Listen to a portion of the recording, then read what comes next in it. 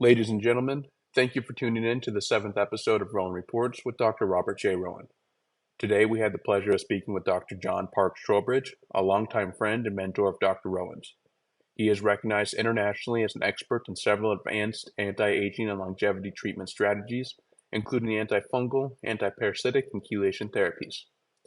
We had several instances of connection issues during this interview, and though I did my best to edit the discussion in a seamless manner, I apologize for any disruptions you may experience. For those who listen through the entirety of each episode, you will have noticed that I like to place a relevant quote at the end. I feel these quotes will better serve their purpose placed at the start of each conversation, and with that in mind, I would like to leave you all with some words by Aldous Huxley. You shall know the truth, and the truth shall make you mad. Before we jump in, we would like to give a special thank you to our sponsor, PROMOLIFE, bringing you closer to the benefits of ozone therapy. Proudly rooted in the USA, PROMOLIFE is at the forefront of assembling ozone generators designed for both personal and professional use right here on American soil. Meticulously handcrafted and precision calibrated, each ozone generator speaks quality and reliability. PROMOLIFE has simplified the ozone therapy process by offering a complete line of high-quality accessories that allow you to use ozone in ways you never thought possible. Don't miss out and explore the entire collection of cutting-edge offerings at www.promolife.com/ozone.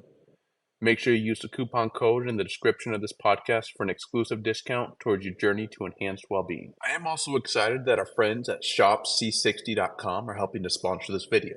If you haven't heard of C60 before, also known as Carbon 60, it is a powerful antioxidant that helps to optimize mitochondrial function, fight inflammation, and neutralize toxic free radicals. I'm a big fan of using C60 in conjunction with your keto and intermittent fasting lifestyle to support your immune system, help your body detox, and increase energy and mental clarity. If you are over the age of 40 and you'd like to kick fatigue and brain fog to the curb this year, visit shopc60.com and use the coupon code in the description for 15% off your first order and take control over your health today.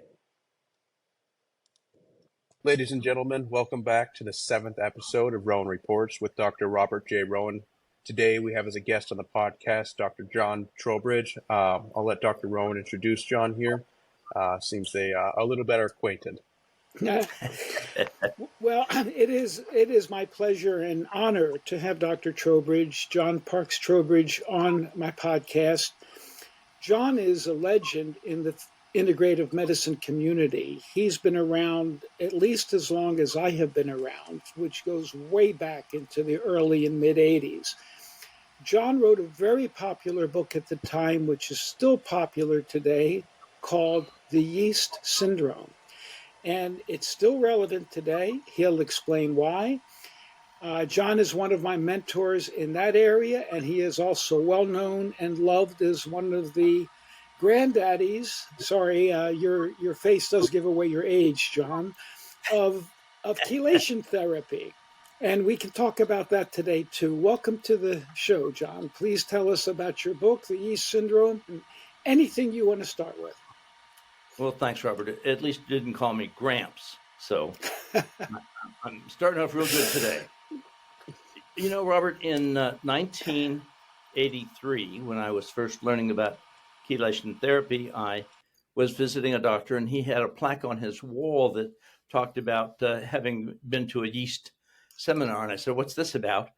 He said, "You don't know about that?" And I said, "No." And so he introduced me to that idea. And then I met Billy Crook at a meeting, and Billy he wrote The Yeast Connection, and it was an incredibly popular book. I got to see it when it was in typewritten pages. He'd say, "Here, look at this one, John, look at this." And he went on to market that exceptionally well. He really gave an opportunity for so many people to understand they could get better with the problems they were suffering.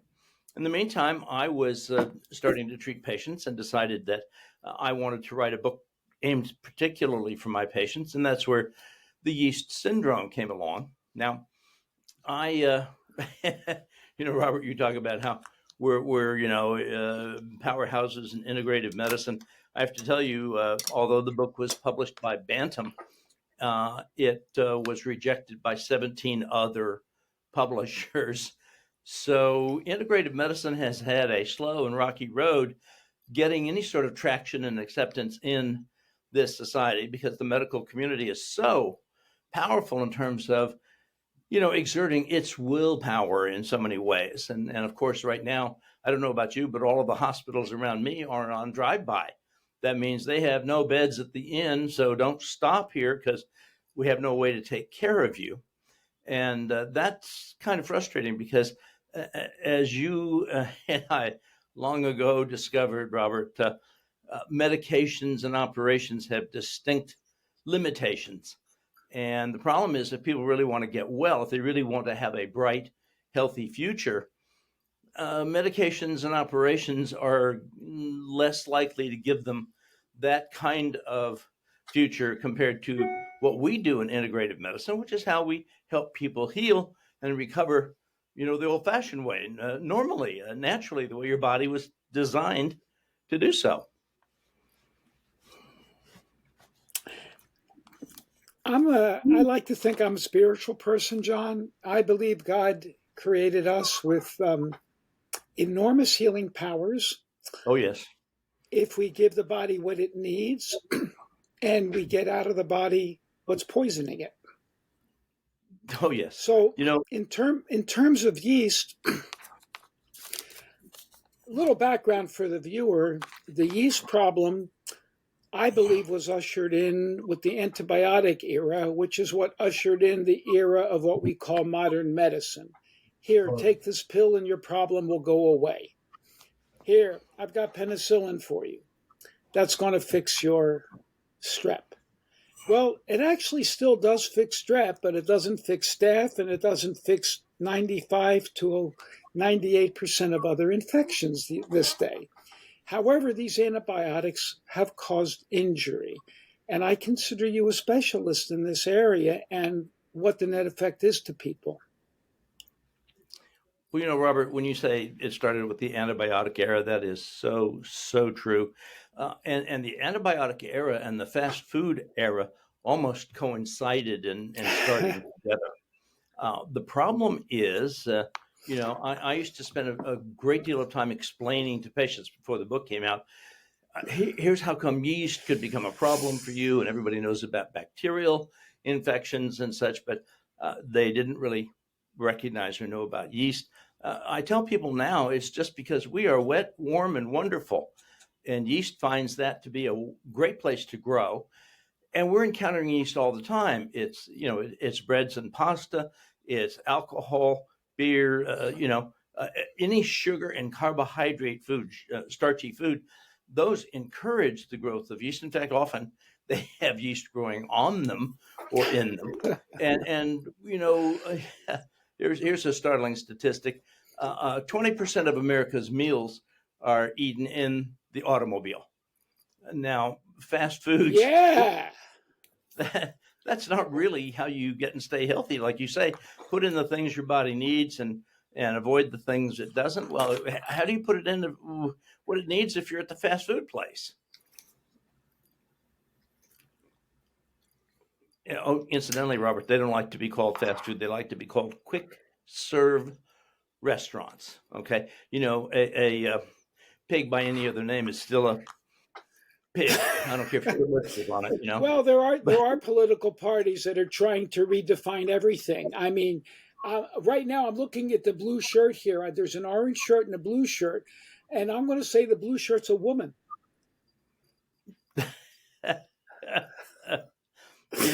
What's frustrating anymore is it all depends on how someone feels that day.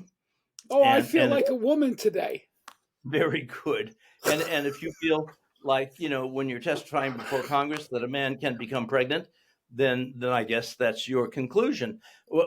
We have lost a respect for science. And quite honestly, although Fauci says he's science, that's an outright, well, I won't say what it is. You know what I mean. But the deal is, well, I'll give you an example. In over 50 years of medical writing that I have done, I have changed not one word, because I only write what's true, what's real, what we can back up by evidence and logic and understanding.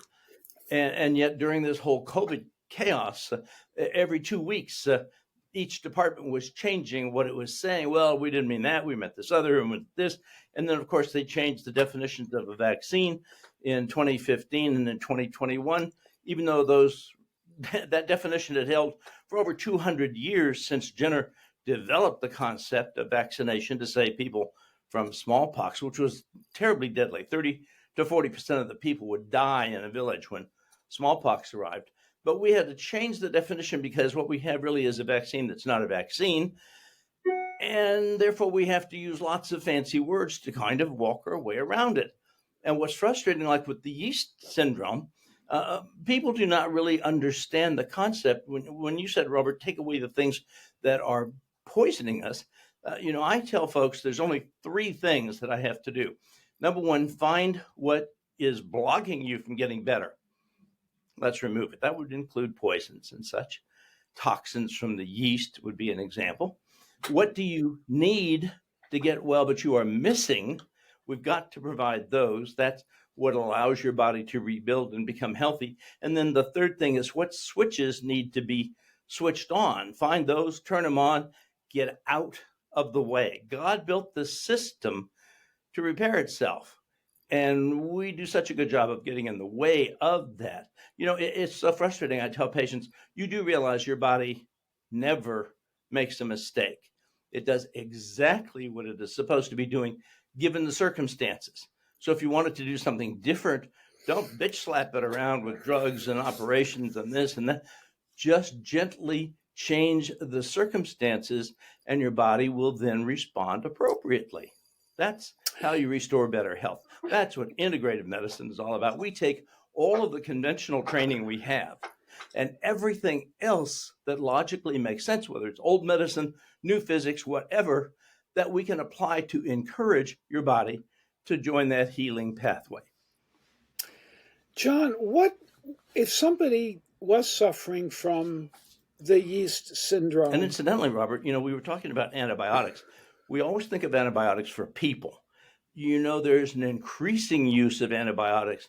I mean, vastly increasing use in animals, because what they're doing is fattening them up for sale. And therefore, it's a little hard to detect that they were antibioticized. And those antibiotics then come through to us in the food source. Everything has been changed. You've heard the term microbiome. That's the whole constellation of bacteria and fungus and all these other things that are growing in our gut. And when the microbiome is healthy, we are healthy. And when it starts to get imbalanced by antibiotics, by overgrowth of one compared to the other, such as yeast, then we get unhealthy. We are uniquely dependent upon having that system inside us working. Nobody thinks of it as a system, or at least if you talk to, regular conventional doctors, they don't think of it as a system. And that's one of the reasons why when you start with doctoring, you end up sickening. I've been reading a lot about that. And, the intestinal health, the microbiome, you might have seen 3 or 4 people at a lecture 6 years ago. Robert, one of the frustrating things that I have about the yeast syndrome is I have, I've worked with this a long time. This would be 40 years. I'm in my 41st year now. Wrote the book 38 years ago. It's still a popular book with Bantam. They still publish it, and they're happy with that. And I'm the only doctor that I know of in the Houston area, actually probably all of Texas, but the Houston area, who has longer than a 30-day program for the treatment of yeast. Now, 30 days is just an awful quick trial on things. And actually, that's not really a good start to get hold of the imbalances in the system and start moving them gently toward more normal function. And what happens is patients will go to a functional medicine practitioner. It could be a nurse. It could be a physician assistant. It could be a health coach. I lose myself in all these different names, but it's not usually a doctor because, doctors are busy taking care of very much more important things. Just if you don't believe it, just ask them. And the deal is that if you give somebody just a 30-day approach because that's your understanding, which is your misunderstanding of the yeast syndrome. And then at the end of the month say, well, I guess it's not yeast. We tried that. Let's go figure out what it is. People can spend years and dozens of thousands of dollars on all these esoteric tests and weird treatments and diets and things that I, in 40 plus years of doing this, have not needed to use. Because if you just gently work with the body and use, the best test I use is between my ears. And when you talk with patients, they will generally tell you what their problems are and what you need to do. And you gently encourage, put in appropriate nutritional support, dietary counseling, medications as needed to control the growth of yeast. People just get better and better and better. And I will sometimes tell a patient, give me 100 days to start making a real change in your health. And then we'll spend the next year. That'll be your recovery year, where we're really allowing your body to recover the normal function of its different systems. And then after that, we'll just kind of finally, coach you in the habits that you need to make sure you're following for you. It's kind of like everybody has a different prescription for their glasses, okay? And you have your particular prescription for staying healthy with regard to the yeast syndrome and other issues you might have. But, I encourage people to understand you don't have this problem and that problem and some other problem over there. They're all interrelated. They're all, keying off each other. And once you start straightening things out, people know about a whirlpool or a maelstrom where, it's circulating around and going down, down, down, down. And that's what their health is doing. They're getting sicker. And actually, it can go the other way as you start rebuilding things. It can start going up and up and up as each system begins to rely more readily on the other systems because they can perform, they can help, and you restore your health. It's what I got into the medical practice for, is to have people get dramatically better. And, when someone comes in and they've been on, Robert, I hesitate to say this, people must understand, but when I say deadly drugs, you and I both know that some of those drugs are blatantly deadly. And, they use them to beat the hell out of the immune system. And that's what you're seeing more and more on TV, the advertisements for IMABs and UMABs and INIBs and all these things. They are immune system destroyers. They're trying to beat up a particular part of the immune system so you stop suffering some symptoms. But when you see someone come in like with Crohn's syndrome or ulcerative colitis, these are things, as a surgeon, I treated by taking out the gut. Okay, you operate on it. Hey, you're good now, except you don't have what God gave you to process foods and stay healthy. Well, it's so easy to work with them, work with their dietary program, their medications, their supplements, get them off the deadly drugs and on with their life.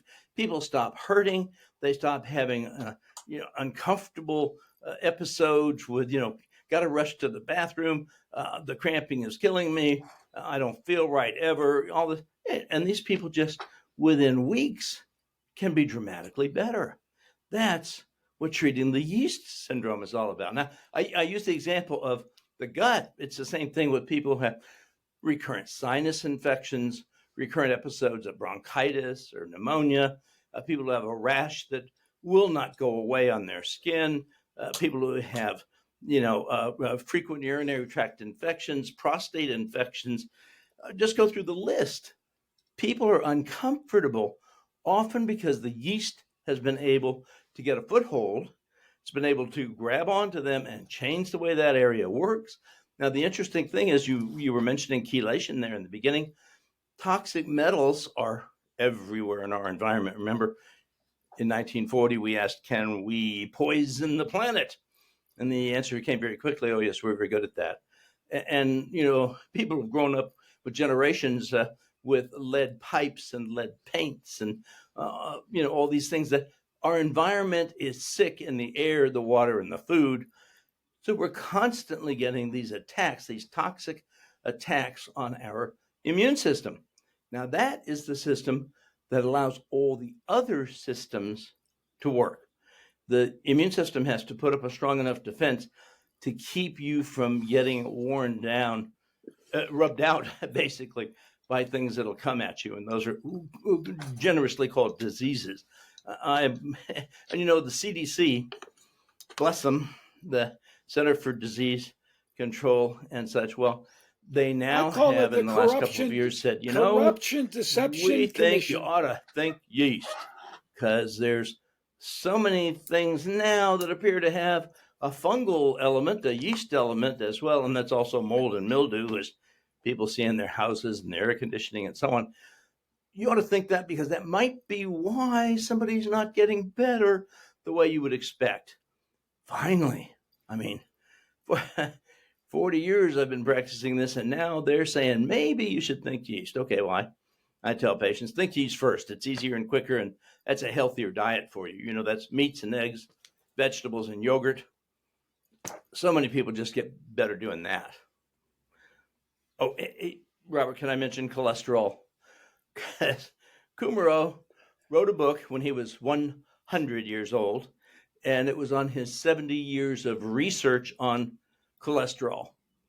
And the title of his book is Cholesterol is Not the Culprit.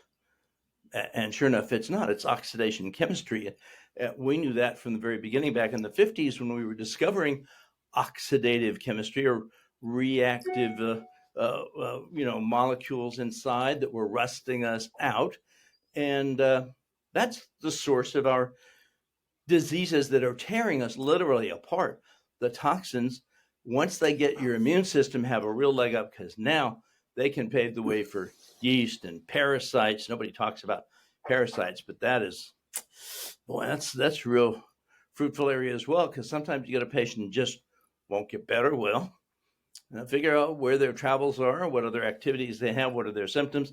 I'll bet you that, you know, treating a parasite might make a difference, and more times than not, it does. Of course, you know, again, we're back to the problem is the best test is between my ears, and people go, well, I don't know, what proof do you have? I say, hey, I'm only in the business of making people better. You choose what you want. Well, I like what you had to say a lot. I don't do a lot of testing, and I notice a lot of the old guard. You know, Robert, people, I think one of the real problems that we have in integrative medicine is it's not insurance medicine.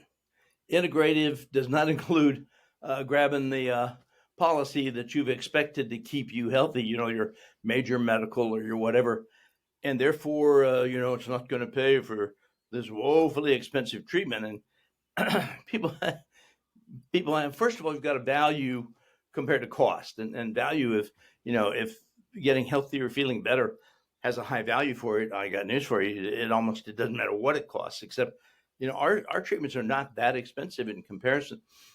It is amazing that one of the reasons to discontinue chemotherapy for cancers, which incidentally often seem to have a real fungus or yeast component, but one of the real reasons to discontinue treatment is you run out of your lifetime benefit on your insurance. Whoa. But I need treatment. Well, yes, but this shot's $8,000 every 2 weeks, and this one's $14,000 every 2 weeks. Yes, but see, if your insurance covers it, you don't care what it costs. That's the problem. If people have bought into this idea that somehow the insurance will just cover everything, and if it doesn't cover someone like me, like my treatments, then there must be something wrong with me, and maybe my treatments. They'll make whatever excuse it is not to spend the money, because after all, they just spent $70,000 to put in the new pool, or they're going on vacation to Italy, or the kids in college. And I get people to say, there really are people who really can't afford you. And I go, I absolutely understand that. That's a condition in life, but most people can when they really commit themselves to getting well, because we can teach them really economical ways to feel dramatically better. And as they feel better, I don't know about you, I'd rather pay for it with my dollars. We know that antibiotics rub out good microbes, allowing pathogenic organisms like yeast to appear. We know that people are getting poisoned with GMO foods, with chemicals, with pesticides, among other things. And I would imagine from your perspective, this is a blur, and we just can't call it the yeast syndrome anymore because there's a hell of a lot more to it than the yeast syndrome. Would you elaborate on this and the type of symptoms people will walk in with, quote, the yeast syndrome? You know, Robert, that's a very insightful observation. The real reason I would think the name the yeast syndrome would stick is because that's sort of a final common pathway of seeing where the pathology, where the discomforts are going to be arising in people. You'll be able to tag those often to yeast. For instance, a yeast related rash. I have patients who come to me and they've seen their dermatologist or several, and they said, no, they actually looked at it under the microscope and everything. And they say it's not yeast, and they go, okay, that's fine. But see, the conventional medicine is looking at the problem that's being presented rather than at the sources where that problem might be being developed. So, for instance, if your gut is a real problem, and that's what you and I talk about that all the time with the GMOs and the fast foods and the excessive sugars and starches and such. If your gut is creating chemicals that then are showered onto your skin, and the reaction on your skin is to create a rash, you're not going to find yeast organisms there. The organisms might be elsewhere and might not even be yeast, but treating people for the yeast syndrome covers so many errors and omissions, so many sins of the flesh, okay, that the treatments will give people a foundational start. And then you start to refine it and understand it better for each particular patient. I tell folks, this is not treating your illness. This is treating you. Okay. And one size fits none. And this is personalized care. We have to find what it is for you. You don't pick up someone else's glasses and say, oh, I just got another pair of glasses. You have yours. You have your particular prescription. And that's what we're doing. The sooner we get to that personalized prescription, the faster people get better. And yes, it is multidimensional, I guess is the easiest way to say it. We're looking for toxins. We're looking for, even stress. That's one of the other major assaults. I ask patients, why did all these people around the world seem to die with this COVID, whatever this was? And they go, well, it was this, it was that, it was that. And I go, wait, no way. It was because of nutritional deficiency. It was because of toxic exposures and stress. And, we give very little credence to stress because we have such minimal understanding of it. Even though Hans Selye, a Canadian surgeon 100 years ago, really described what stress is. And then my lab director at Stanford wrote the very first paper on what became mind-body medicine. That means stress and faith and purpose and commitment and such. Well, the fact is that there's all these people around the world who could so easily have been saved. When we had any patients here who, thought they had COVID, we said, just call. Don't come in, just call, because I didn't want my staff worried about what this was and how this might affect their parents or their children at home. I handled everything by phone. Phone's a real simple way to, get in touch with people. Take about 20, 25 minutes. And they say, well, my test was positive. And I go, I do not want to hear. I do not believe any of the tests were real. I think they were all pretty much fake. So the test is irrelevant. What I want to know is what symptoms you have, what you've been doing, what other things we're treating for you, what other supplements and medications you're on, and just give me a little bit more information. And then every person got their own personalized program. And within 1 to 5 days, 100% of the people were feeling better. And then they got better. Now, wait a second. Why are millions dying around the globe if I can just talk 20, 25 minutes with one of my patients and come up with their personalized prescription? And that, I think, really shows what integrative medicine is compared to conventional approaches, which really don't hold a candle to that. Before we jump back into our discussion with Dr. Trowbridge, I want to give a quick shout out to PROMOLIFE. If you haven't heard of them before, they're leading the game in ozone therapy, crafted with care right here in the USA. Their ozone generators are top notch. Beyond that, they've got a full lineup of accessories that truly opens up the world of ozone in innovative ways. To support this podcast, check out what they have to offer at www.promolife.com/ozone. And as a little perk for our listeners, there's an exclusive discount code waiting for you in the podcast description. So you don't believe in getting all these tests for different microorganisms, different antibodies, different Lyme, different tick-borne things. Those tests really don't mean a lot to you. Is that correct? Well, Robert, it always depends on the patient. The patients who come in to see us are not the dire circumstances, barely holding on to a thread of life, going into the emergency room. They might be very useful there because those people look like they're dying. Ours look like they're slowly dribbling their life out by, their fatigue, their lack of enthusiasm, their brain fog, their gut, they're this, they're that. And so when they come in, I have, just like you, a rather extensive history. I want to talk to the patient, find out what's going on with them. I want to clarify some details on what they've written down for me and so on. And I want to use the test between my ears because that is the first and foremost test that's going to tell me which direction we should take. And remember, we're after finding what's blocking them from getting better. What do they need, but they're missing because we need to provide it. And then what switches need to be turned on. And quite honestly, in that list, I don't recall saying, oh, and we need a whole list of all the possible organisms that are, tic-tacking your body. Because if we can restore defense system function, it can be dramatic in helping people heal. Everything begins to restore, everything begins to pick up, everything begins to function correctly, and you can restore your health the way God intended it to work, which was with all the systems shaking hands and loving each other. John, would you still use the term the yeast syndrome for this?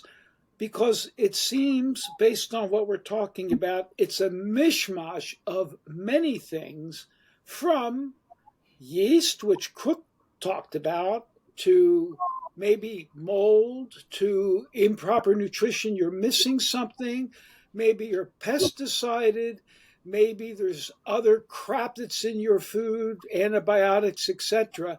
What would you say then is the proper term for this? Oh, goodness gracious. I'm going to keep using the term the yeast syndrome because it's such a quick and easy one. It does deal with what many people quickly understand as symptoms that they have. For instance, a rash that responds to fungal treatment, or an explanation that decreasing inflammation inside your system is associated with decreasing yeast or fungus inside your system. However, the point you've made is very valid. What we're looking at is the cluster of interactions of your physiology, your body, okay, with the environment. And that is, dependent upon your genetics, and then what is being activated inside you for defense systems or activated inside you for compensations, whatever. And so, Robert, I'm gonna be very interested if you can come up with a good name that we can introduce and use. For the longest time, what we do was called alternative medicine. Of course, the real alternative was the drug and cut and burn and poison medicine. That was really the alternative. Ours was the conventional, the real good care people. But then it became, they've redefined it. And integrative and functional. We've got all these different names because it's kind of hard to put an easily graspable name on what we're doing, which is helping your body to heal yourself. My term for it is biological medicine. Okay, I'll buy that. That's my term. I call it natural healing. And he calls it natural healing. Great idea. And biological medicine, and again, like I tell patients, your body never, ever makes a mistake. Your body does exactly what it's supposed to do given the circumstances. If you want it to do something different, if you want to feel better, if you want to have, different energy, different enthusiasm, different comfort, whatever, you have to change the circumstances. And that's where we get down to diet, activity, nutritional supplements, even some medications and so on. We're trying to relieve the assaults upon the body, the bacteria as well as parasites, as well as fungus, yeast, mold, mildew, all that such. We're trying to get your body to have a period of time where it can heal and then restore, effective, good balance and defense systems. Well, I want to ask you a question, but I do want to comment on something that I see behind you. I Mm-hmm. see part of a sign that I presume says no dumping. Violators will be prosecuted. That's what I think I'm seeing. Now, if I'm accurate, I just want to relate that to the average patient because they're dumping in their body and nature is prosecuting them. Oh, So, absolutely. And, we have grown up healthy, and as teenagers we kind of think we're impermeable, nothing can get us, we'll live forever and all that stuff. We think older folks are kind of weird talking about all these things, but that's because we have so much reserve capability. Our systems are working really at top notch and stuff until we start getting sick. Robert, one of the real concerns that I've had over the last 45 years of practicing medicine, I would see people come in very sick in their 70s and 80s, and then in their 60s and 70s, and then in their 50s and 60s, and then their 40s and 50s, and their 30s and 40s. Now I'm routinely seeing sick people in their 20s and 30s. Whoa. It really is biological medicine. Our biology is under constant assault. now, when somebody comes in, you mentioned being yeasty or full of mold.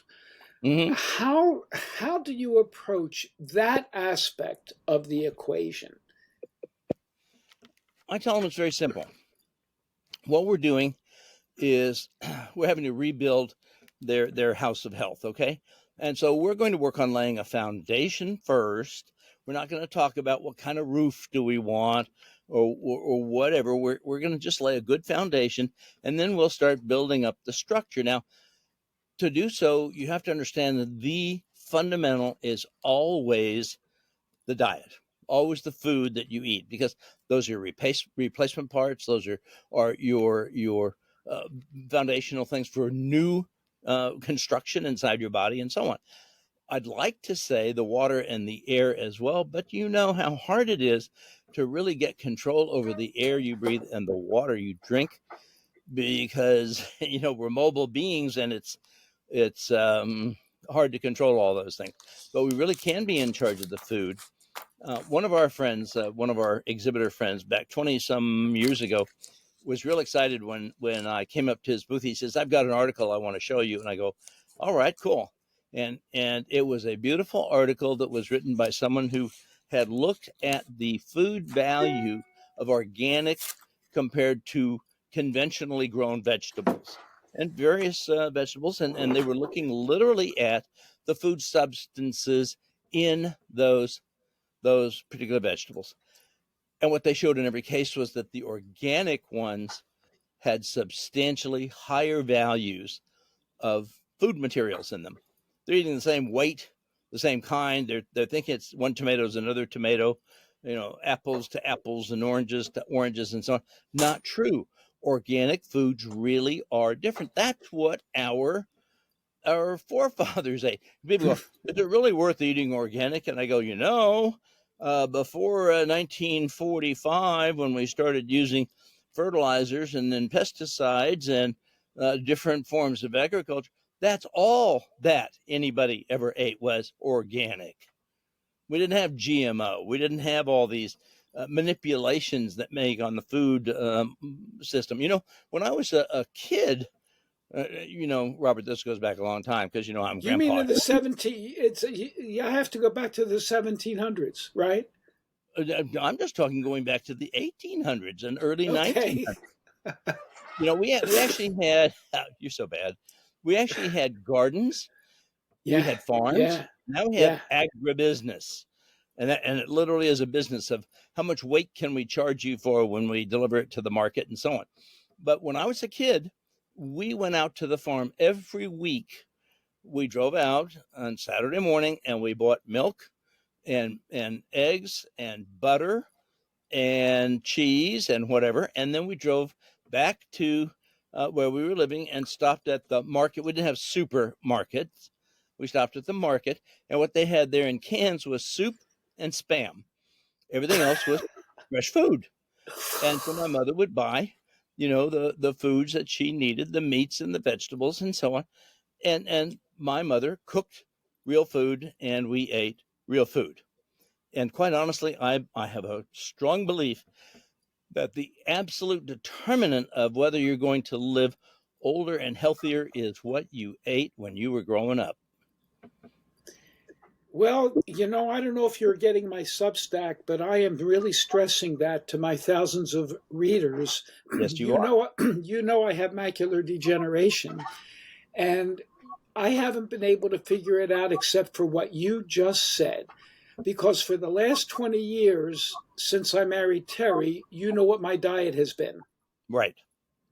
organic, raw, living food that I largely get at the real market.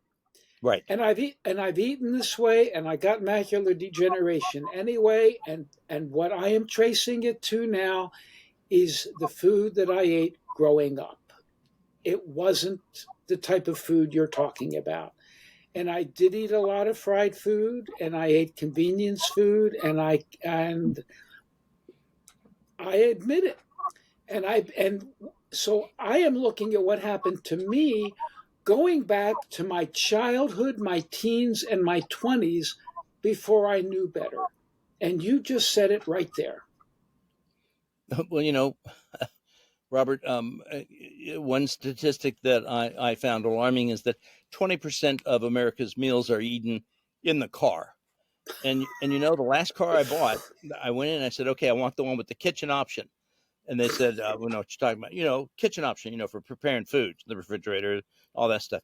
And they go, we don't have that. And I go, you must have it because 20% of America's meals are eaten in the car, And that just means fast foods, and fast foods are not real foods as far as I'm concerned. When they say that at McDonald's or other places like that, that they change the oil after every 17 cycles. Well, refining oil that you get from the ground to make kerosene and diesel and gasoline and stuff is by heating it up, and then it's called cracking it, and then these different portions of it come off at different levels. And when you heat cooking oil, you're doing the same thing. You're cracking it, and you and I call that creating reactive species. Those are Yes. the rusting chemicals. And you Yes. go, well, that's okay because they change the oil after every 17 cycles. One day might be one cycle.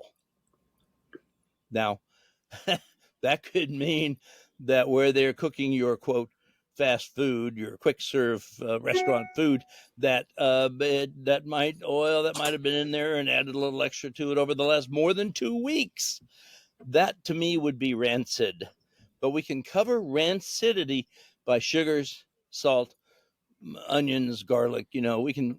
That's why all of your salad dressings have garlic and onion in them, because they're not using the highest quality oil, and you would taste it. So we have to, cover that up a little bit.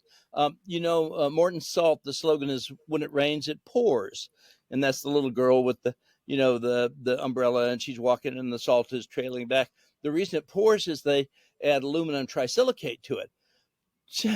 Aluminum trisilicate tastes a little odd, so they add sugar to the salt to cover the taste. Now, these are It's all you're really bringing me back to my childhood. I learned the foundation of a healthy diet then from my mom. She made salads, and I loved them. I craved them, but she got her salad dressing out of the bottle. right, right, and yeah, you know, I look at health class in high school as one of the great wastes of human nature here. We had an opportunity with high schoolers who could have a motivation and a real interest in feeling better, and we waste that completely. A lot of this information is available. It has been known for a long time, and indeed, when I visit friends and such, they say, "What do you want to eat?" I go, "Salad." If they know how to make a good salad, then there's just nothing better. That's what I do. Now for the last 25 years, even longer than that, I make my own salad dressing. How do you make it? Well, this is good for the viewer. There's two ways that I do it. One way is I could use extra virgin organic olive oil and a very high quality organic balsamic vinegar as the core of it. Perfect. And that's the core. Then I will put in Himalaya or Celtic sea salt, garlic granules. I grow my own rosemary, which I dry and powder it. And I throw that in, and I'll throw in other things. I'll throw in mustard, actually. And this salad dressing is absolutely delicious. And we have recipe. We give it all to anybody who comes to the office. They get the instructions on this. The other way I do it, John, which I think might even be a little bit better, is to knock down on the oil. I will take a ripe avocado or 2 ripe avocados, mash it. That becomes the fatty portion of the dressing. Right. And then I'll throw in the balsamic vinegar to whatever taste that I want, some high quality Dijon mustard or something similar, plus all of the other factors that I just told you about. And I'll just stir it up, blend it up somehow, and I'll throw in enough olive oil because I believe that it's a good idea for all of us to get a tablespoon of that high quality olive oil a day. So I'll throw that in, and that becomes my salad dressing. Excellent. And I season it exactly the way I want it, and it's absolutely delicious. And I crave this. And as God is my judge, my mother, may she rest in peace, she's the one who turned me on to salads. I believe if that was the type of salad dressing I ate when I was growing up, my eyes would have been in a lot better shape than they are today. Well, all parts of your body are responding to all of that. And so, the AMD that you're talking about is just what has brought this to your attention. But what I'm really sorry about is you didn't mention how much canola oil you add to your salad dressing. Well, that's because you take it all away from me and eat it. Yes, if I see something with canola oil, I look at the ingredients on anything that I eat. I eat very little packaged food. But Right. when I do, if I see canola oil in it, I'm gone. If I'm at even Whole Foods, sometimes Terry might have to get something that's prepared. She's feeling starving. She's got to get it. If canola oil is on the list of ingredients, no way. Robert, I ask people, have you seen the canola plant? And they go, well, no, I don't guess I haven't. I guess that's because you won't, because there is no canola plant. That's the Canadian Oil Association canola, because they didn't think rapeseed oil would sell very well. I see Lucas laughing at this one too. Yes, that's rapeseed, and it's altered so that and I can't believe there's actually organic canola oil. How can it be organic? I've seen it. That must be healthier. What an oxymoron that is. How can you? It's genetically altered, or it's altered to have less erucic acid in it, and erucic acid is a heart poison. Well, that probably is bought by the same people who buy diet water. Yeah, I'm going to go buy the diet water. So yeah, they do whatever. Marketed from the same angle as a sugar-free Coke. Don't get me started on zero. I know I could get him started on that. I know. I mean, again, he's a colleague, but I will bet you that he would agree with me that sugar-free sodas are even worse than the sugar sodas. I'm pretty sure they are, because the artificial sweeteners Some of them have very disastrous neurological poisoning effects. And that's only because we can see the neurology more easily than we can see all the other tissues. And I know all these diet everythings that, they were approved by the FDA for limited use by people who must restrict their sugar intake. And I'm going, the way you restrict your sugar intake is you don't eat that crap. I mean, Yeah. that's pretty simple. You start Well, putting all now they have, what is the name of that drug that I'm reading is a yeah, bestseller that some they're giving to people for yeah, diabetes and for weight loss. yeah. They're looking at the fact they might have to withdraw that because of the number of side effects. Whoa, who knew? Un- Anytime a medication interferes at basic fundamental physiology. And now, Robert, you and I, we went through medical school like the other folks, okay? We had, generalized, normal functioning, that's first year, pathological functioning, that's the second year. And then in the third and fourth year, we learned how to, prescribe drugs and operations and all this to modify things rather than looking at the physiology and saying, "Hey, wait a minute, we can move this around pretty easily." And indeed, that's all integrative medicine is restoring the balance of moving your physiology in the correct direction with the right stuff in your environment, not the poisonous stuff in your environment. And people can buy more problems with their attempt to get better. One thing I like folks to do is go into your grocery store, get into the health food aisle where they have all these neat sugar cookies and all these other fun things and stuff. And I go, so I want you to look up, and the sign says health foods. And then I want you to turn around and look at the rest of the foods in the store and go, what are those? We have made a sham of our understanding. We have failed in our purpose as a doctor to teach people right. That we've made a sham. On my website, I have several dozen CDs and DVDs explaining lots of things, understanding people, how illness develops and so on. And you know what the real problem is? I shifted from writing books to doing CDs and DVDs and stuff. And then I found out not only will people not read books, they won't look at CDs and they won't listen to they won't look at DVDs, won't listen to CDs. And it's like, just tell me what I need to know. And I go, okay, so what you need to do is this. And they go, well, why? And I go, that's in the CDs and DVDs and in the book. That's why I spent hours, months of my life preparing all these materials. Now, there is a summary thing that they can get if they're really interested in the yeast syndrome, and it's on page 1 of my website. Website is Health Choices Now, because if you don't know that you have health choices now, then you do not have any, okay? But on the front page, there's an article I wrote for the Townsend Letter. One of our friends did this letter for, goodness, 30-some years or so. And the Townsend Letter, it's a fundamental article on my secrets in treating the yeast syndrome so that people can really understand why and where and what and how, some of the things that we've been discussing here.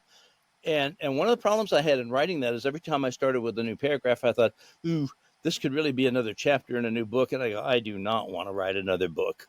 I just don't want to do it. If they want a book that's recent, there's my 2017 book called Sick and Tired. And they can download that the same way they can download the Townsend article on the website. It's free. Just, start reading about things, learning about things, because quite honestly, I believe in spiritual warfare. And I think that we have to have, the armor of God in order to defend ourselves in a world of evil. Well, you have to also arm yourself up to deal with the assaults that are coming at you every which way but loose in our society, including from doctoring.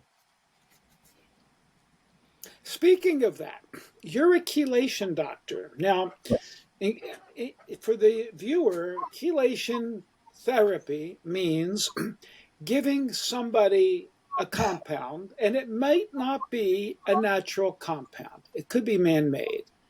There are natural chelating agents too. Right. But we've been doing this for many years, and it's been done for patients with vascular disease.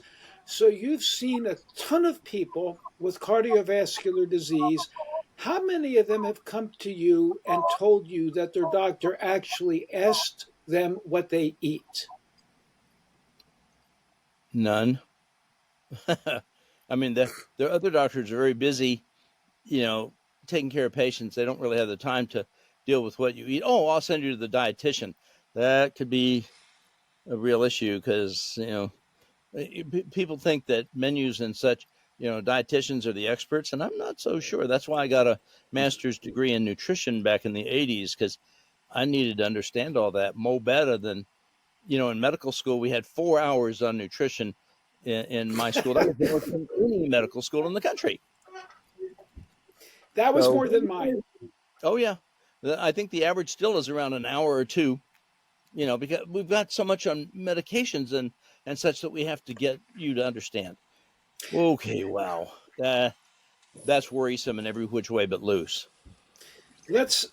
I would like to give some correction to your terminology. I do not like the term medication for anything that's a freaking drug. Let's call it what it is, a drug. Okay, fine. Let's call echinacea an herb. We can call that a medication. But if it's a synthetic petrochemical pharmaceutical, Right. let's call it a drug. Well, white willow bark is a drug too. That's called aspirin. So, yeah, well, one of the real problems that we have in every which way but loose, Robert, is the language, the terminology. Because unless people have a real crisp and clear understanding exactly what we're talking about. So, for instance, I tell people, you know, no one is dying of fentanyl overdose. Okay, you know that, right? I mean, nobody's just taking fentanyl. What they're doing is they got some other stuff, and you know they laced it with fentanyl, and Yes. you die from the fentanyl, not from the other stuff. But you're dealing with people who sat at the back of the classroom shooting spitballs and everything, and you're expecting them to do the right dilution on this. Yeah. Okay, you know, a teaspoon has 5,000 milligrams. Okay, and you know how much fentanyl is potentially deadly for you? 2. You just kind of between your fingers, and that potentially can kill you. People who've been anywhere near some fentanyl in the neighborhood, like open an envelope or something like that, it can be deadly. Yeah. But people are not dying from fentanyl overdose. They're dying from drug overdoses because they're buying other drugs that are illegal and stupid, and they've been laced with fentanyl. And this is one of the problems. It's like food. It's like trying to talk with people about GMO. GMO does matter. Non-organic does matter. All these things, but Not only that, John, one of the things we left out here is that even if you buy organic, you're still not eating the food that your grandfather that you mentioned ate because the soils are depleted. Totally. So You know, we're not getting minerals, and that fits right into chelation therapy. totally. You know, chelation is such a wonderful thing because it takes out the toxic metals that come into us from every which direction. But there's a wonderful example on minerals in Japan, and that is that they have had to build different subway cars. You know, they take the subways a lot because they were built for little short people. But when you give them enough zinc, as they have been getting after World War II, they grow taller and broader. You know, we are what we eat, literally. And nutrition really was not well understood until the last 60, 70 years. And that has all been putting it together in you know, basic scientific format. But you know what? Everybody understood nutrition before. What it is, you eat the good stuff. How hard can that be? My my mantra is, and what I tell our clients, if God didn't make it, don't eat it. Eat what grows around you, ripe, raw, organic, and when in season, when you can. Exactly. I tell people if God didn't put the wrapper on it, you should be very careful. And you know, we non-thinkingly go through wrappers. This is called the foods of commerce because you have to wrap it and preserve it and adulterate it every which way but loose in order to ship it somewhere to sell it. because it won't last that long if you don't. Yeah. And I tell people, when you read the label and it's words you can't pronounce, don't worry, I can't either, and it ain't good for you. Good. So, give the viewer a little bit of insight on chelation, the metals that are poisoning us, and ways to go about it. Now, I'll just tell you, I have moved away a bit from intravenous chelation because people have so much money. You and I have talked about this. People only have so much money for IV therapy, and I like to get ozone and oxidation into them. And I'm trying to get the metals out orally, I mean, by other means. I'd like to hear your take on this, and we can agree to disagree. Okay. Well, I think the agreement is that whatever patients need and can do is the ideal thing. If you get some patients, I'll tell you some of my sickest patients, and you go, for someone who's in their late 40s or early 50s, you are just sicker than anybody I've ever seen at that. And then you find out after dozens of chelations, they haven't changed the pattern of toxic metals coming out at all. I mean, they have been soaked in toxic metals. That's why they are so differently sick. Okay. Those are the people who die young and you didn't know why. And that's not what they look for in an autopsy. That They don't. we're not, Yeah, that's right. we're not looking at that kind of stuff. And, Robert, I think the thing is if you get people early on, you get them to where they're making good enough improvement with oral chelation and such, and changing their foods, and there's a number of foods that can effectively chelate and stuff. What you're doing is very simple. You're reducing the reactive oxygen toxic species, fancy way of saying the inflammation chemicals. Okay. And the inflammation chemicals are what are scratching every organ of your body, every cell of your body, making you sick because they're busy being injured and hurt rather than doing their job. And the more you reduce the inflammation, the more you improve their ability to restore better health. Actually, Robert, I gave a talk on this. It's on my website. I call it MNN, Immunity, Inflammation, Infection. Gave a talk on this about 5 years ago. And first of all, I didn't want to give the talk at all because it takes me too much time to prepare them. But what I have done for years is I have looked at immunity, inflammation, and infection as the exact same biological process going on inside people. And therefore, the responses that your body puts out are, virtually the same. What surprised me when I was putting this together was the basic science now has come around showing that the various chemicals that your body uses to, prepares to respond to the assault and reduce the inflammation, it's right there. It's all the same. It's a really nice lecture. I tell people, don't worry about the chemistry. Just watch how it flows, because it all comes together. If you're having an immune system issue, you will have inflammation and infection. If you're having an infection issue, you will have immunity or autoimmune disease, whatever, and inflammation. It doesn't matter where you come into this. It's all the same process your body is dealing with. And one of the biggest inflammers is toxic metals. And of course, we have a real public health experiment going on in our society. We call it mercury fillings. I always use that term silver, because I grew up in the old days. They're 50% mercury, and that's called an amalgam because it's not really a chemical. They just pound it together, and the mercury evaporates off over time. Where do you think it goes? Straight into your brain, straight into your body. And so, in terms of toxic metals, that is a major public health experiment that we've exposed everybody to. We talk about lead and gasoline and stuff. They put manganese in the gasoline to replace the lead so that it wouldn't do, they call it an anti-knocking compound. It was 1976 when that was ordered. In 78, there was no more lead in gasoline. But in 94, they finally figured out in the laboratory the combustion byproducts of manganese, and they're more toxic than lead. Wow.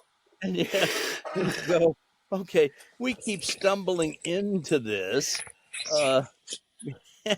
we what happened to natural processes and such? And we do a horrible job of educating people to what their choices can be. One of the problems that I have, Robert, just get people drink enough water. Just drink more water. And then, if we can do that, then I want them to eat a rainbow of colors on the vegetables on their plate. Well, And they have a problem with that too. The water that they're getting oh, is poison. yeah, And yeah. by the time the government gets you, how much money is left for people to get decent water? And you saw recently, Robert, that every little bottle of bottled water has like a 250,000 nano-sized particles of plastic. Yes, exactly. And you That go, just came out. Yeah. nano-sized goes through all your biological membranes. That's so tiny, you really can't defend against it. So what we've done is we've given people plastic brains, plastic hearts, plastic livers, plastic kidneys, plastic. We're just Well, not only that. Do you know that I'm sure, John, if you analyze the air right in front of you right now, you will find microscopic plastic particles. Probably overwhelming number of nano. Yes. Yeah. So we're And breathing this. We're breathing this all the time. And to me, the plasticization of the biosphere is the greatest existential threat to the planet. Beyond, this is my opinion, beyond the alleged climate change, because the Earth ultimately will correct itself from CO2 without us, but it's going to have a hard time correcting itself from the plasticization. oh, now come on. Now I've seen. Haven't you been to the garden stores and stuff because they have the plastic eating plants? No. We are heading down one-way streets, Robert. There is no turning back. The system does not have a way of dealing with all these man-made introductions. If it's a natural system, the balance comes up and things arise. Not with the natural system, the unnatural systems that we're doing. And this climate. Don't get me started on climate change. We had that last ice age happened because there weren't enough cows around farting, and when we finally were able to grow enough cows to fart, then we could get warming up on the planet. And then we overshot, on that. So we should shoot the cows. But no, don't shoot them because that, puts more poison into the atmosphere. Oh, hell. I just, I have to tell you, during COVID crisis, whatever that was, people say to me, what can we really do? And I go, there's only two things. Number one, pray a lot and then a lot more.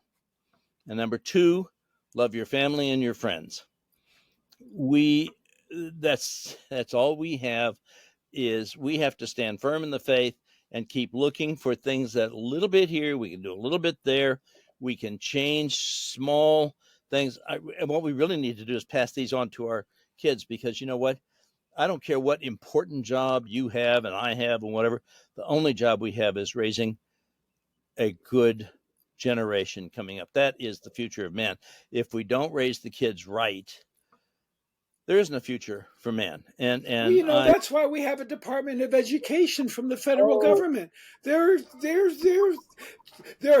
here from the government to help educate your children.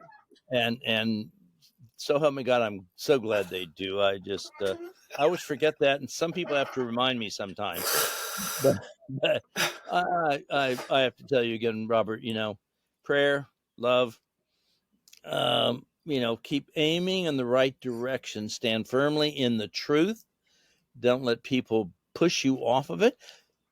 Aim in the truth, because the truth shall set you free. Now, hopefully it'll be enough time that we'll get some of the rest. But then again, maybe this is not a planet that should survive. Yeah, that's scary. It is scary, but we're way beyond our hour. But the things that I want to emphasize for the viewer on this is, no matter what your medical condition, no matter what infection you think you have, no matter what your symptoms are, there's some fundamentals, and Dr. Trowbridge nailed it. Nutrition, the place to start. Detoxification. And these are the things that I've said for decades. And I told you Dr. Trowbridge was my mentor in the 1980s. And stress.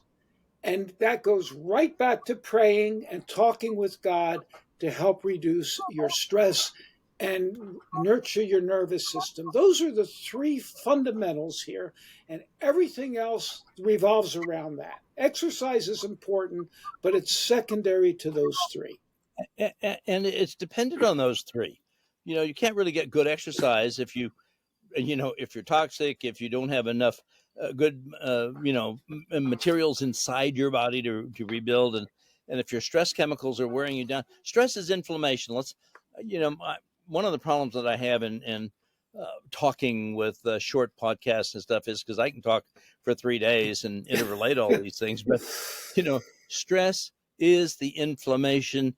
The inflammation is the infection. The infection is the immune stress that we have, the autoimmune diseases. Everybody's so worried about the autoimmune diseases, but if you go to the yeast syndrome book on page 325, the next 10 pages talk about autoimmune diseases. Now, let me tell you my worry about this, okay? My real serious concern, Robert. The reason that everything has to be an immunization, a vaccination now, is because thanks to the change in the law in 1986, you cannot sue the manufacturer of a vaccine for you not doing well with it, okay? Now, but you can sue them for medications they make. I want you to remember for drugs they make. The Surgeon General in 1978 said you cannot drug yourself out of a disease you ate yourself into. So that's pretty powerful. But the deal is that if they have a new vaccination now for heart disease, one for cancer, one for liver disease, one for whatever, that's just free money to them, even if it doesn't work for you. And remember, they changed the definition of vaccination in order to be marketable. Okay, you're going to see all these. We're seeing them now on TV, but we're going to see lots more. And why would people take a vaccine if it's really not helpful or whatever? I'll tell you one simple reason. Because if you don't, we have to deduct $200 a month from your paycheck because you're putting everybody else at risk by not taking the vaccine. Oh, God. That's that vaccine, and then the other vaccine. And then pretty soon you don't have a paycheck because they are evilly configuring a society in which we are all inoculated with serious, dangerous materials.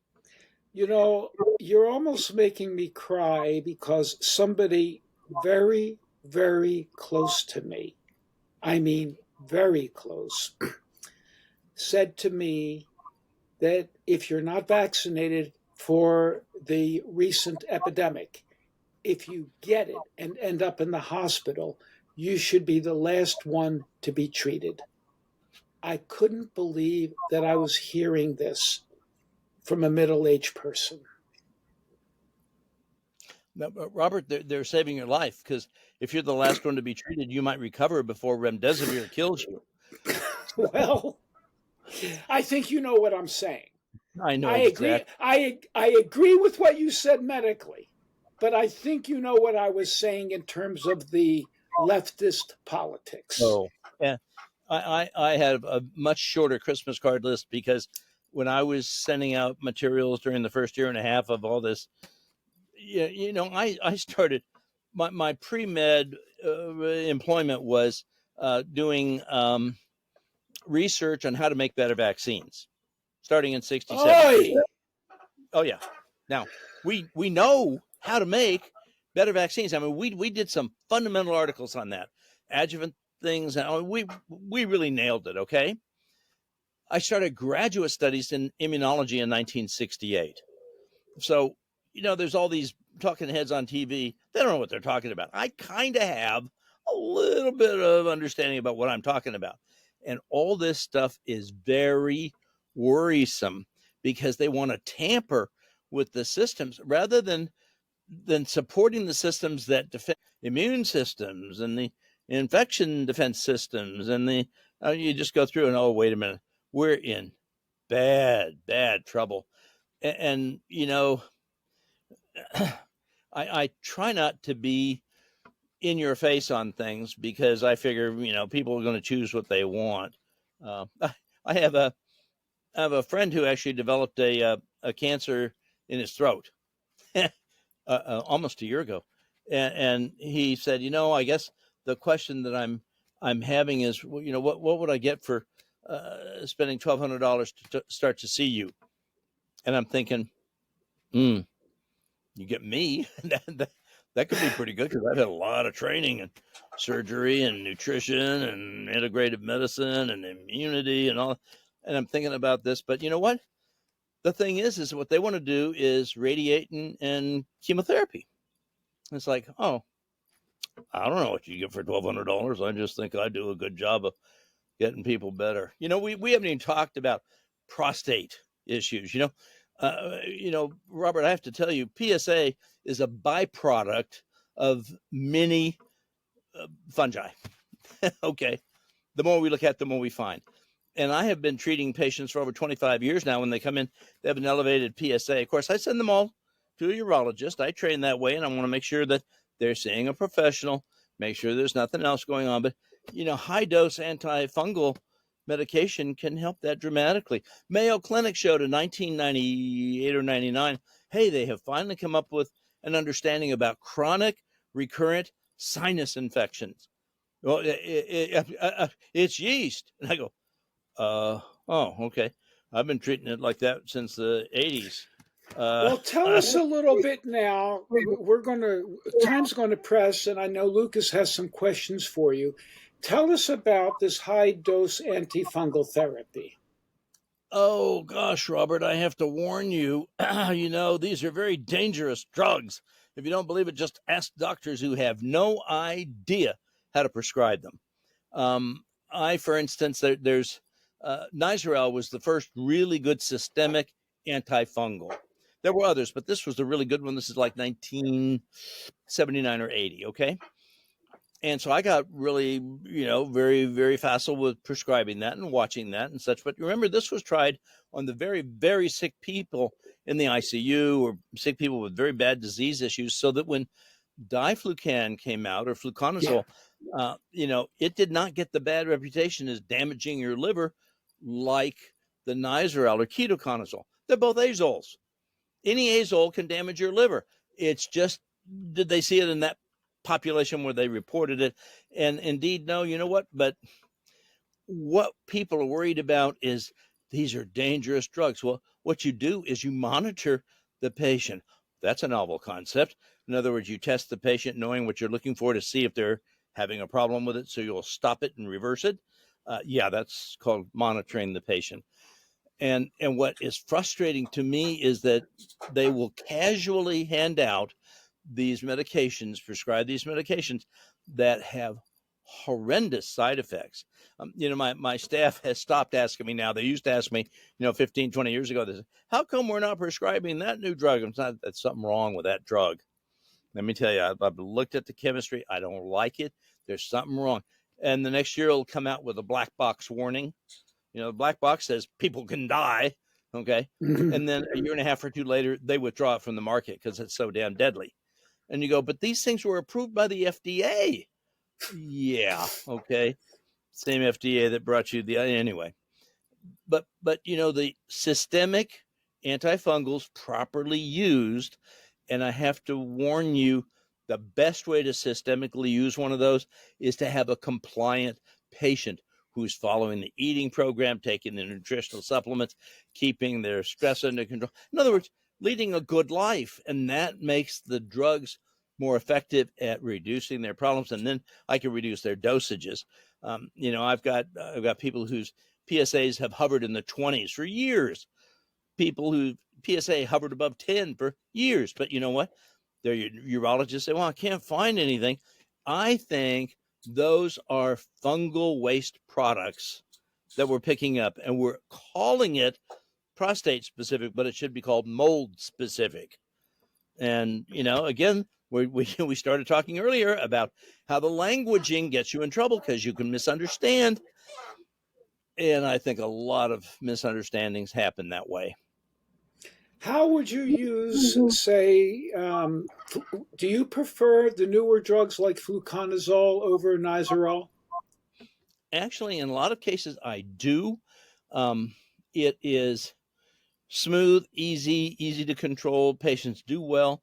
And sometimes, you really have to kind of bounce back and forth. And so you're using a Nizoral and then a diflucan, and then there's a couple of others that are kind of decent that you can use as well. But you have to remember, you're hitting a moving target.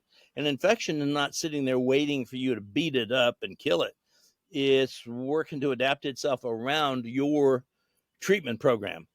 And so you've got to be very alert. And I'll tell you, Robert, honestly, the first thing I go for when a patient is not doing well when they were, what did you change in what you're eating or what you're doing? That is the very first question, because you know what? 95% of the time, that's going to be the answer. It's not the drug. Mm-hmm. Okay. I I don't have as much experience as you with those drugs. I've used them because I do ozone therapy, and I have relied on oxidation therapy over Man, those drugs. that's magic, though. That is, people do not understand. They're thinking the ozone is doing the trick. The ozone is turning on your systems inside that do the trick. Yes. Yeah. That's why I learned that early on. I started ozone in 1986, and I realized right then, that ozone was doing that, and I went that route to get the body to come online. Perfect. They say there's the high road and the low road, and there's many ways to get there. The question is, what's the easiest for a particular patient and what's going to work? And I tell patients, my number one criterion, period, is safety. I'm not going to do something that's going to be unsafe for you, period. Number two, and after safety, is it's got to work. Okay. What am I doing if it ain't working? And then after that is cost, convenience, compliance, all those other things people worry about. Those are nothing. Safety and effectiveness are the sine qua non, the things that have to be there. And when you sit and take time talking to a patient, they say, "Gosh, you're expensive," and I go, "We're talking. You're getting the benefit of my 50 some years of training in medicine. That it costs for me to deliver this." And well, but the insurance, and I go, "Oh boy, okay." Some of those people just need to be back with their regular doctors. I agree. And if they say that, they get sent back. I know that Mr. Lucas sitting there probably has some questions, and we're well past an hour and a half, so I want to give him an opportunity to quiz you. Well, he's raised his hand 5 times, so he probably has questions. Go ahead, Lucas. Give him some questions from your perspective as a layman and one of the younger generation. Oh, Ask Gramps. This is the Ask Gramps section. Now it says Santa. You've actually, as I wrote down some questions, but as you guys have gone, you've actually answered all of them. But you've also opened up a whole nother can of questions. Just, I'd like to ask you about your life and your background, but I honestly think that'd be best reserved for another podcast, because I want to get into your thoughts on the IRS and things like that. But one question I did want to ask is, what is one piece of advice you would give 25-year-old John Parks Trowbridge? One lifestyle change you would tell yourself to make. I would two things. I would eat better like my mama showed me, but it gets inconvenient because you're always in a rush because you're so damn important. Okay. And there's really nothing more important than doing the things that are critical for your health, and they don't take that much more time or money. Okay. But number two, I really would have found an exercise program that I could easily do and continue with that. I have what's called Ehlers-Danlos syndrome, and that's where it's a genetic issue where the rubber bands inside you that hold you together, they don't quite work as well, so they overstretch and they allow you to injure joints and stuff like that. So I've tore myself up trying to do, all sorts of stuff in the past, and it makes it much more uncomfortable when you're older because things hurt and whatever. I tell people, getting healthy is not hard. Number one, like we've talked about, you drink more water, you eat a rainbow collection of colors of food on your plate, meats and eggs and vegetables and yogurt. And don't be afraid of the eggs and the meats and the butter and the yogurt and all that. It has nothing to do. The cholesterol you eat on the outside has nothing to do with the cholesterol you produce on the inside. And these dangerous drugs that they're giving people to bust their cholesterol systems are frankly just dangerous. It's interrupting fundamental physiology. So don't worry about any of that. All my patients come in and they go, so, I want to check my cholesterol. I go, if you want to, because I don't do that anymore. And they go, why? And I go, because everybody who follows my program, all their cholesterol patterns normalize and are so close to normal. It's not, it would not be safe to give a drug. Okay. The other thing is get some sleep, because we stay up late, we get up early and all that. So we buzz ourselves past our stress levels. The other thing is, honestly, and when I talked about, simple exercise, 20 minutes of walking a day is really kind of pretty good. Okay. And the other thing is, the Irish prayer is, God, give me the understanding of what I can change, the courage to change it, and what I can't change, the capacity to accept it and stuff. We've got to kind of zen our lives out here. Things are not as important as we think they are. We worry about the past. Oh, I should have done this. We worry about the future. Oh, that could happen. We're living in the present, but we miss it. We miss the present by being in the past and in the future. And if we could just go, okay, hey, today's cool. It's pretty cool. I mean, I'm getting to talk to Robert. I don't get to talk to Robert often enough because actually he didn't like talking to Grandpa too much. Okay. So the thing is that if we find enjoyable things, that's another thing I tell patients. This is an actual prescription. I want you to find something joyful to do every day, something you find joy in doing. And they go, well, what would I do? Oh, now you're understanding the basis of the problem. They don't even know how to get joy anymore. Seriously, I'm going to go around and ask your friends, hey, what do you do for joy? Oh, what's that? Yeah, see, that's the problem. We have got to find, if nothing else, the raw beauty in nature. If nothing else, the elegance of our own biologic design, the grace with which God has given us an opportunity to lead a life in which we will screw up and we can be forgiven. And the problem is we're much harder on ourselves than we ever need to be. We just need to say, hey, that's cool. That's neat. That's joyful. And if people will do joyful things every day and then more of it, I tell folks now, I've gotten to a point in my life where, if it's not joyful for me, I ain't doing it. You don't have enough money to make me do something that's not enjoyable, period. Why? Because I don't know how many seconds I have left in life, but I'm not going to waste it on whatever you think is important, because I don't think that's important. It ain't joyful. And people say, well, what about studies and stuff? Actually, that's one of the things. Learning is joyful for me. I love to see, and I go, oh man, if I had known how that fit together earlier, I could have had a lot more fun making people better. I tell folks I spent the first half of my practice asking better questions, and I've been spending the last few years getting better answers. That's delightful. And talk to Robert about this, but we're starting to become dinosaurs. A lot of our colleagues that we started with have died or have retired due to illness. And you look at that and you go, wait a minute. Integrative medicine specialist, let's talk about that first. Did you think about that for yourself? Yeah, that doesn't make sense to me that doctors die. Our kind of doctors. That's I'm a big Jordan Peterson fan, and that's one of his rules for life is treat yourself like someone you're responsible for. I think that and he has so many good. He's a great philosopher. You talk about psychology. No, all of insightful lessons in life are philosophical. They're all just ways in which of viewing things. The story about the glass that's either half empty or half full. Okay.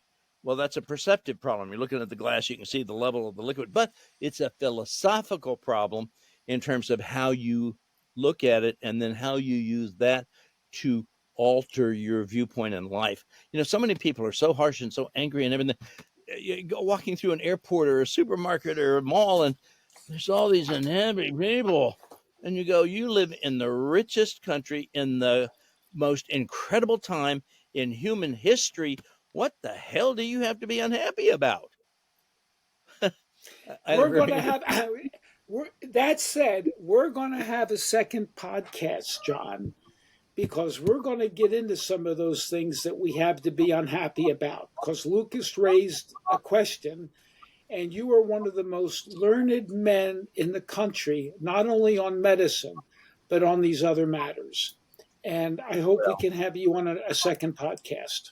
Well, thank you. Let me tell you the most important learned matter, the Constitution.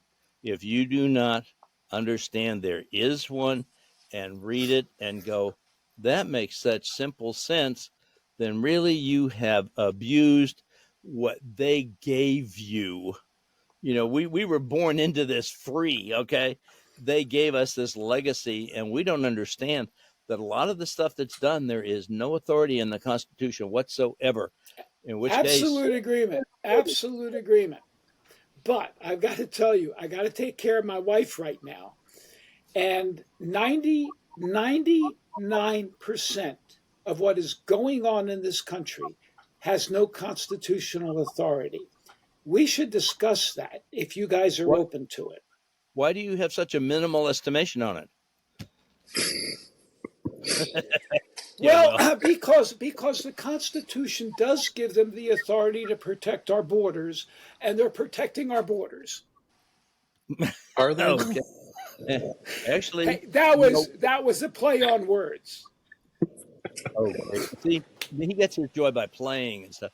I'll tell you, we are coming down to a very interesting time with Governor Abbott, and I can tell you I have reservations about every political figure. Period. Okay. Ever since George Washington and Thomas Jefferson, they're not highest on my list, okay?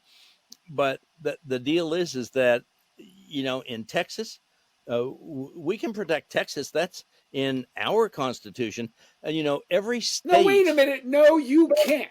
Because the Supreme Court just said that the feds can come down today and take down the razor wire fence that Texas built to protect itself from an invasion because the federal government wouldn't protect it from an invasion. Mm-hmm. I got that. And I have to warn you, this is Texas. That's it. Well, it was Texas until 10 million people came in. Now I don't know what it is. Well, it's one of the best. Just go over to Colony Ridge. Yeah.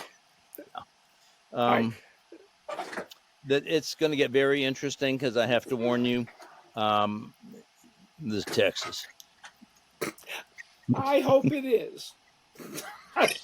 I hope it is Texas. I think we have to see how this unfolds over the next couple of days and weeks here, and I think we should have another conversation sooner than later. And John, let's do a part 2 within the next few weeks if you're open to it. I'd be open, but I have to tell you, make it joyful. Lucas. Oh, this is joyful. Educating his generation on this is joyful. We'll have to make it joyful. I'm finding joy in this. I'm not doing it for the money. Yeah, we aren't doing it. Robert, that's one of the things we made as a mistake because all these people join these industrial boards, these commerce boards and stuff, and they get paid $250,000 for every board meeting that the company has that they go to and stuff. And we're just paying our share to go to our board meetings and do all these things. We got the wrong way of thinking about it, And Yes, then and again, we have all these boards and commissions doing these things to us without any constitutional authority. yes, and that is scary. That is scary. But we can deal with that more. Yeah. This Okay. has been a pleasure. Thank you. John, listen, I want to thank you for being a very special guest on this podcast. We covered a lot, and I do think there's a hell of a lot more to cover, both in medicine and on the political scene. I think Lucas wants you back as well. Good Absolutely. deal. Good deal. As we conclude today's episode, I'd like to give another shout out to our sponsors over at shopc60.com. If you haven't heard of C60, it is an antioxidant known to enhance mitochondrial function and combat inflammation. Many sync C60 with their keto and intermittent fasting regimens, seeing a boost in energy and clarity. If you're past 40 and looking to refresh your vitality, explore shopc60.com, and don't forget the 15% off code in the description for your initial purchase. Thank you for listening to this conversation with Dr. Trowbridge. If you found this conversation inspiring, please share it with your friends, family, and colleagues. Until next time, stay safe and be well.